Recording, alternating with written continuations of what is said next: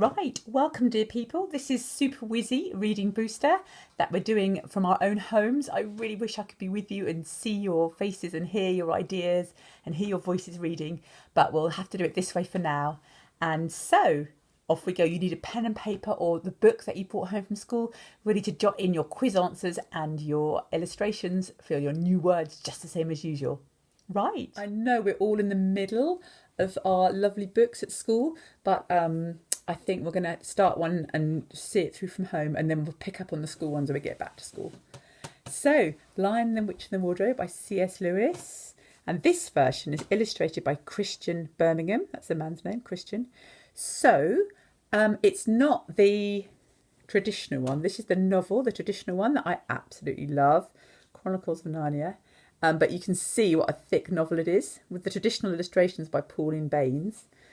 She's a really, really beautiful illustrator, but it would take us forever to read, and it's also quite old-fashioned in places, so that's why we're going for the abridged version. Now that means it's a little bit shorter. It's illustrated and abridged, but I would try really hard not to be all the way through saying in the main version, because this is really good in itself. So let's check out the blurb on the back. Exploring the professor's rambling country house, 4 children discover an old wardrobe. Lucy opens the door and finds herself in a wood on a winter afternoon with snowflakes falling through the air. This is Narnia, a magical land of talking animals, walking trees and the evil White Witch. Okay, there's your big spoiler there. C.S. Lewis's The Lion, the Witch and the Wardrobe was voted Children's Book of the Century. Wow. This sensitive abridgment, as in they've cut out the waffly, difficult bits and just made it a lot shorter, exquisitely illustrated by Christian Birmingham, now brings this classic to younger readers. Oh, does that feel slightly patronising? Blurbs are always tricky to write well. So, presumably this is the lion of the title on the front, and here we go. Okay, here on the title page we've got a very attractive old building, and it looks like it's got all sorts of stairways and secret passages. And can you see here at the bottom we've got the professor and 4 children. Now we'll find out more about the professor later on in the series. Here, can you see the date? Written in first published in 1950.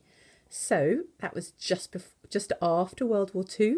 If you're in year 4, you'll be learning loads about that over the next few weeks and months. If you're in year 5, remember back from last year. If you're in year 6, I hope you haven't forgotten. So in World War II, so many children got evacuated from the cities into the countryside to be safe from all the bombing, and often they had to leave their parents behind, find themselves in a completely new setting, and that is why there are so many children's books set in World War II, evacuated children who don't have their parents with them. Some people had a brilliant time, some people had an awful time, and for everyone it was a bit of a contrast from their home. So, once there were 4 children called Peter, Susan, Edmund and Lucy. They were sent away from London during the Second World War to the house of a kind old professor who lived in the country. On the first morning, the children decided to explore the big house. It was full of interesting things and unexpected places. One room had a suit of armour in it. Another, all hung with green, had a harp in the corner. Do you know what a harp is? So a harp is a really big musical instrument, kind of, it's got wood around the edge and this very attractive sort of curved edge. And then loads and loads of strings, and somebody sits on a stool here. I know a real life harp teacher actually, and plays it. They run their fingers across the strings and it makes a beautiful sound if you play it right, obviously. So the fact that the professor's house has got a harp, let me spell it for you, harp in it. And did you notice that it's all hung about with green? What does it say? All hung with green. Can you see there? So in C.S. Lewis's fiction, green often stands for magic. He was a professor of medieval English at Oxford and Cambridge universities. And he knew that in medieval times, green things were also often a metaphor for something to do with fantasy, witchy, magic-y stuff. So that certainly comes up later in the Narnia series. So I think this is a little clue, a little foreshadowing that we're going to have some magic here.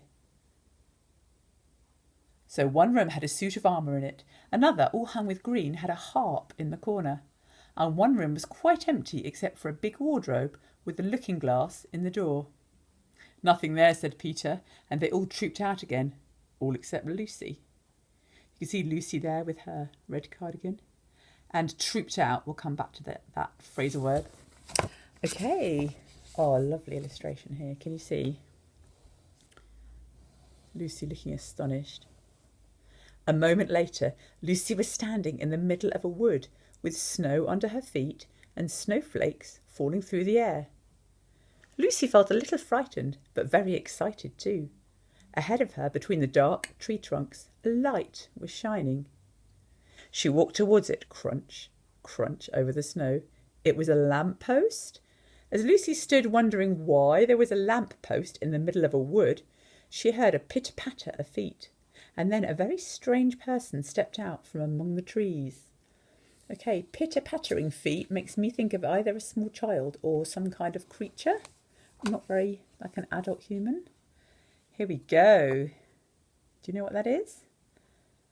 Any mythological knowledge there? If you've done the Greeks, you might well know.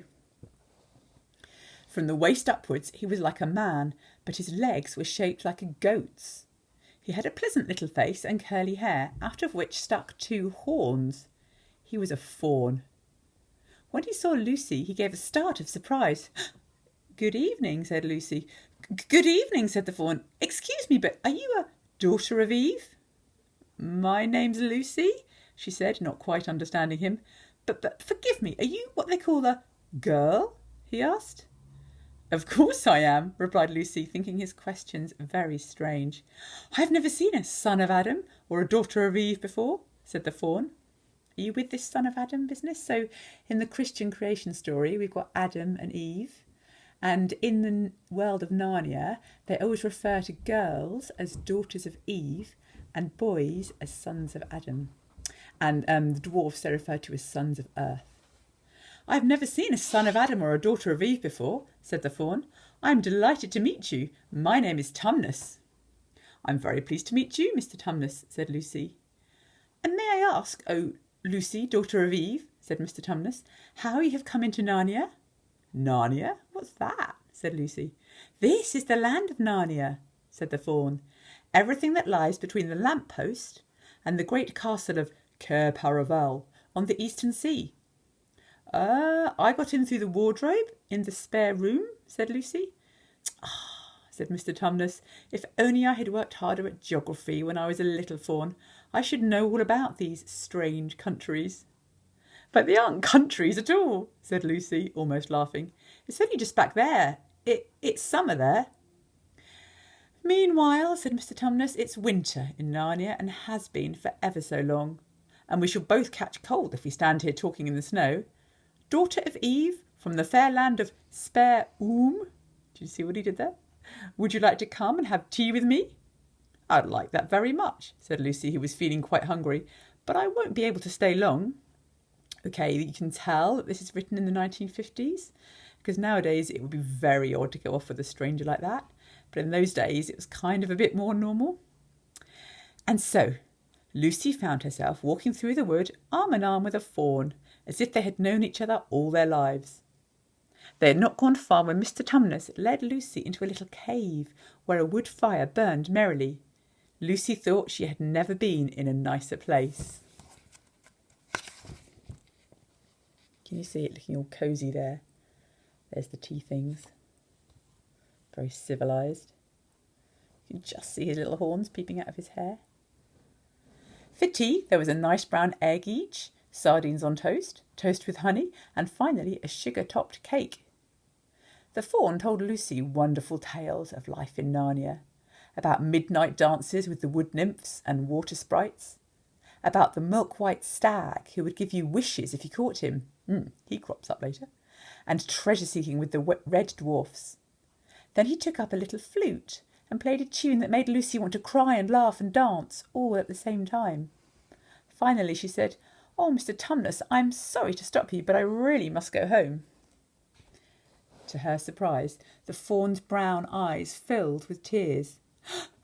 "I'm such a bad fawn," he sobbed. Lucy put her arms around him and gave him her handkerchief. "No, you're not," she said. "You're the nicest fawn I've ever met. But what have you done?" "I'm in the pay of the White Witch," Mr. Tumnus wept. "It is she that has Narnia under her thumb and makes it always winter and never Christmas. Think of that." "How awful," said Lucy. "But what does she pay you for?" "That's the worst of it," said Mr. Tumnus with a groan. "I had orders from her that if ever I saw a son of Adam or a daughter of Eve, I was to catch them and hand them over to her." "Oh, but you won't, will you, Mr. Tumnus?" said Lucy anxiously. "If I don't," he replied, "she'll wave her wand and turn me into stone so that I will be a statue in her horrible house." "I'm very sorry, Mr. Tumnus," said Lucy, "but please let me go home." "Of course I will," said the fawn. "I can't give you up to the witch, not now that I know you. But we must be off at once. The whole wood is full of her spies." So they hurried through the darkness, back to the lamp post. Okay, I wonder if the fawn will get away with it. "Go home as quickly as you can," said the fawn. "And can you ever forgive me for what I meant to do?" "Why, of course I can," said Lucy. "And I do hope you don't get into trouble on my account." "Farewell, daughter of Eve." See the picture there? I love that black and white depiction of the snowy scene. "Farewell, daughter of Eve," said Mr. Tumnus. "Perhaps I may keep the handkerchief?" "Of course. Goodbye," called Lucy, running towards the wardrobe door. Soon, instead of rough branches brushing past her, she felt soft coats, and all at once she was stepping out into the empty spare room. Lucy ran into the hall where Peter, Susan and Edmund were still standing. "I'm here," she shouted. "I've come back. I'm all right." "What are you talking about, Lucy?" said Susan, for to them no time had passed at all. Lucy told them excitedly that the wardrobe was a magic one. "There's a wood inside it, and it's snowing, and there's a fawn and a witch. It's called Narnia. Come and see." The others did not know what to think, and followed her back into the room. But when Susan pulled the fur coats apart, all they saw was the back of the wardrobe, with hooks on it. Peter rapped his knuckles on it to make sure that it was solid. Poor Lucy couldn't understand it at all, and the others simply thought she was making it all up. The next wet day, the children decided to play hide and seek. Lucy went at once to the wardrobe. She wanted to have one more look inside it, for she was beginning to wonder whether Narnia hadn't been a dream.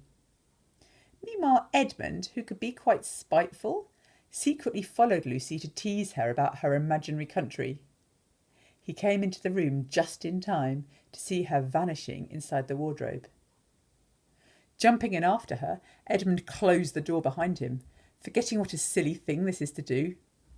To his astonishment, he found himself in the middle of a snowy wood.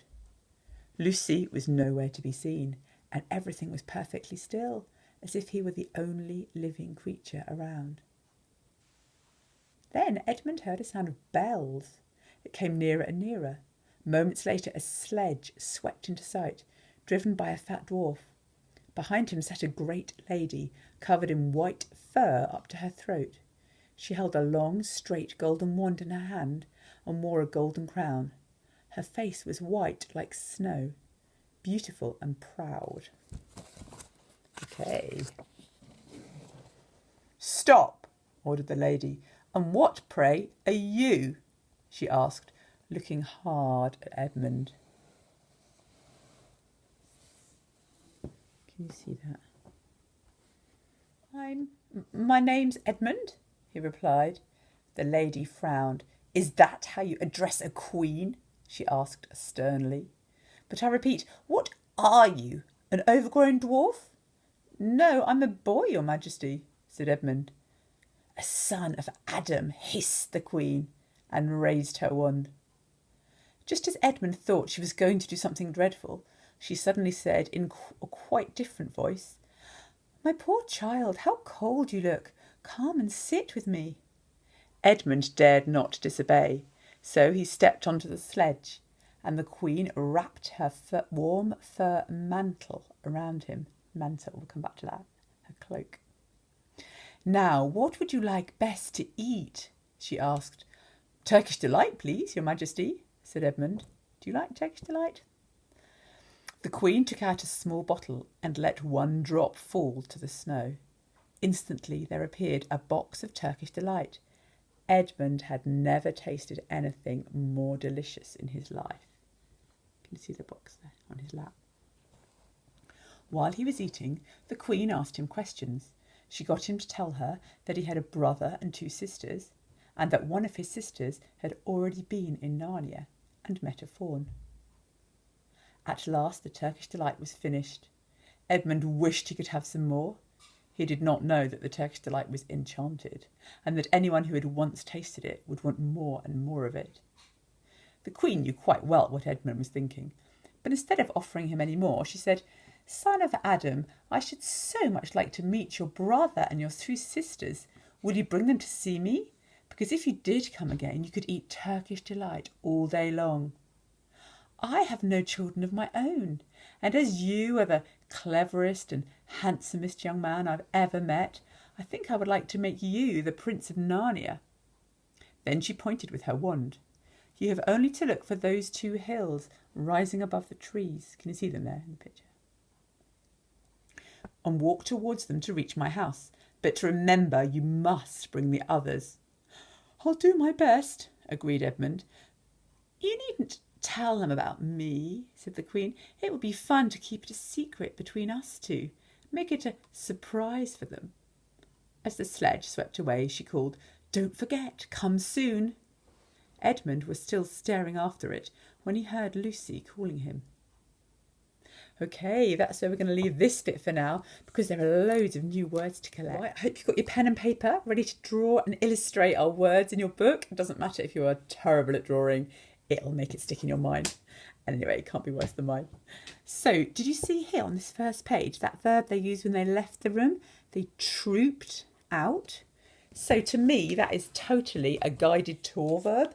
So imagine you're showing loads of parents and visitors on a tour around the school, and they've all just come into the library and they've had a look round and seen everything, and now they're trooping out.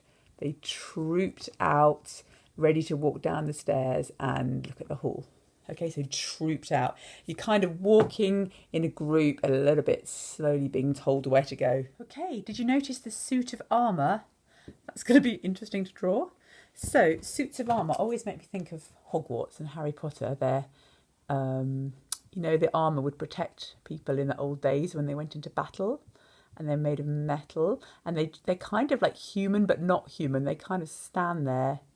I think they look a bit spooky in like old buildings. Like they might just be looking at you, or they might make a sound suddenly, or collapse in a big heap.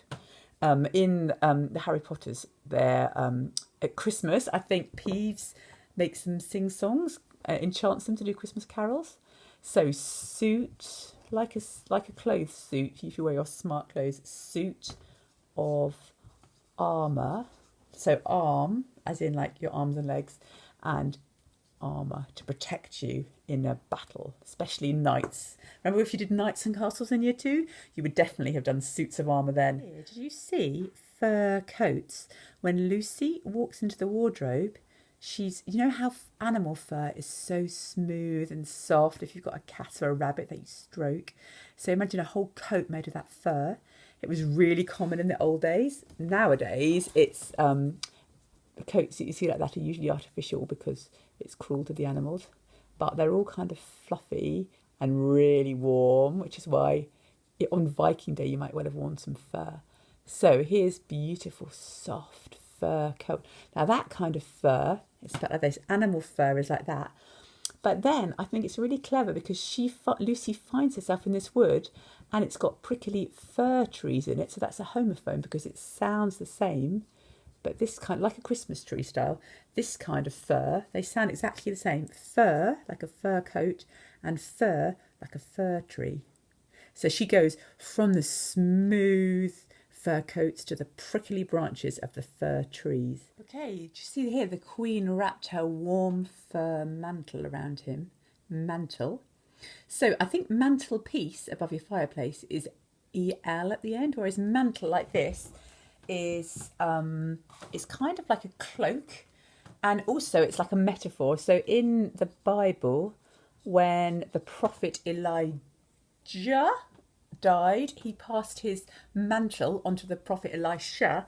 So it was it was his cloak, and it was also like his talents and his ministry that he was going to carry on the same job. So mantle. So it's a kind of scarfy, warm, bit like the fur coat. There we are, that's around her shoulders. Her mantle. Okay, so here are new words. I'd love to see your pictures for harp, mantle, trooped out, suit of armour, and the 2 different kinds of fur. Right, 1 to 5 in your books, because now it's quiz time. In fact, can you write 1 to 6 in your books today, because we've got a little extra tough one at the end. Okay, question number 1. Question number 1. What is the name of the older 2 children? So Edmund and Lucy are the younger 2. What are their older brother and sister called? Edmund and Lucy. Okay, the next one. What was that curious metal, old-fashioned history object that Edmund was really interested in? That was on the stairs, I think, in the illustration. And I think it was actually in the room in the words. So the words in the illustration differed slightly there. So question 3. Do you remember what colour the mysterious room was there where Lucy found the wardrobe? And what is, bonus question, what is that big old-fashioned musical instrument that was there? Very unusual. Okay, question 4. These are all straightforward retrieval questions at the moment. This one is, what kind of coats was Lucy pushing her way through in the wardrobe that felt all soft against her skin? And question 5, when she met that little fawn, he had the head of and the body of a man, but the legs and hooves of what animal? What animal was the fawn? Human crossed with And now, number 6, here's the complex one. The White Witch. I'm assuming that you wouldn't have trusted her. What clues were there that Edmund completely misses that he shouldn't trust her? So what detective skills can you use to think what would have caused like alarm bells? What would have made you not trust her? Okay, are you ready to mark them? Here we go.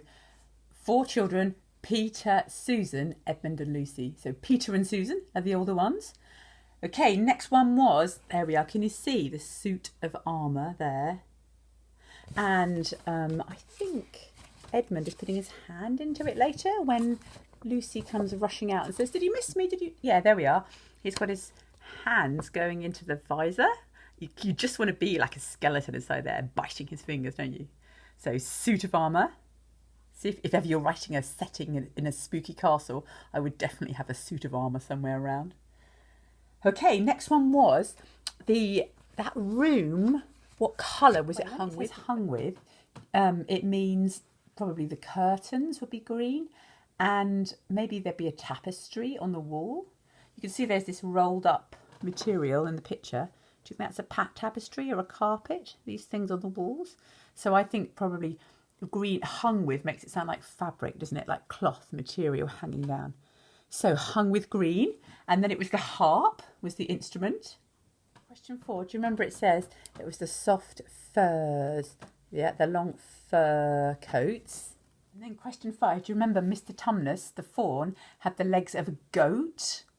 The legs and feet of a goat, so his little footprints in the snow wouldn't be human footprints, they would be kind of like cloven hoof footprints. And then that trickier final question, why shouldn't Edmund have trusted the Queen?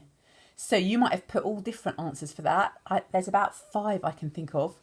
One of them is that she started off, do you remember when she first saw him, really harsh? It said that she, what are you, looking hard at him, and then doesn't she hiss at him? She says, where is it? Hiss the Queen, just as Edmund thought she was going to do something dreadful. Okay, so presumably she's about to kill him with her wand. But suddenly she completely changes and turns all kind, all fake kind. So I wouldn't have trusted that change of tone. I wouldn't have trusted that she gave him sweets. And then she says he can come and eat sweets all day, the Turkish delight, all day long in her castle. Don't trust that. Did you notice her flattering him? You are the cleverest and handsomest young man. Well, I don't think at that moment he would have looked at all handsome. He would have been covered in Turkish delight, all sticky around his cheeks and mouth. And so she's flattering him to try and make him feel special rather than being honest. Another sign she's not trustworthy. And then, do you say where she says, don't tell anyone, it's our secret? Oh, that immediately would sign a danger alarm for me, the secret between us.